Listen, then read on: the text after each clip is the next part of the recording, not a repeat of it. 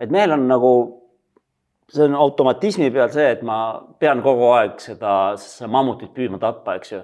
Sellepärast, et siis ma loistan selle koju ja ütlen kallisena, siin on mammut ja siis kallis ütleb, mammut, mul on eluaeg sellist tahtnud.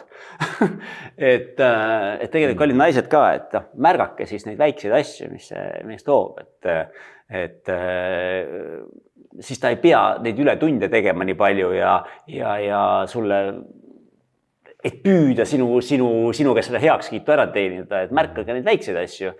Et see mees saaks selle mammuti koju toomise efekti. No, mis siis jama siis, kui neid väikseid asju ka enam ei tule. Naine on rahulolematu juba, on ju neid väikse asju ka. See rahulolematu naine on keeruline asi. Naine võiks nagu teha niimoodi, et sealt tuleks rahulolu ka veel, on ju, et mitte siis seda mammutit püüdma saata seda meest või kuidas siis seda, kuidas naine võiks juhtida? Ja ma arvan, et see on jälle see sama koht, kus siis see armas paarikene võiks korra maha istuda ja rääkida kumbki pool oma vajadustest. Et sa arvad, et suhtlemine on lahendus?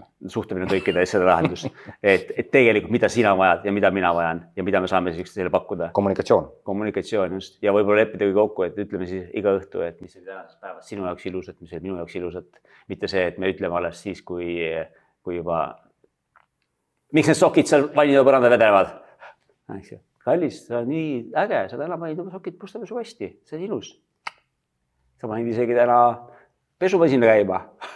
See on äge, sa õpid. Jälle väike asi ja kuidas on suutnud ära teha, et ta kiida teda, siis ta... No ma ei taha siin öelda, et kiida lolli jookseb, aga märkamine, vastastikune märkamine. Ja just enda vajaduste väljendamine, sest kui ma ei tea, mis on minu kaaslase vajadused ja tema ei tea, mis on minu vajadused, kuidas me saame neid täita. Senikaua, kui sa ei küsi.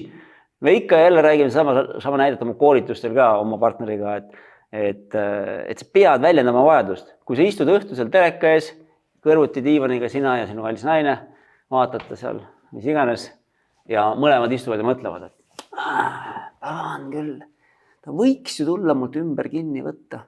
Ja teine, pagan küll, ta võiks ju tulla panna oma pea mulle sülle.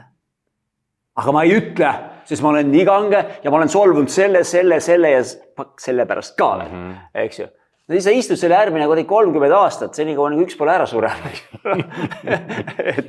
et väljenda ennast, räägi läbi. Või emotsioonist välja tõuse nähtavaks, mis on su soov tegelikult ja mõlemad pooled. Ja ma tean ise oma isiklikust praktikast, et see ei ole vahel üldse mitte nii lihtne, aga tulemus on nii palju väärt, et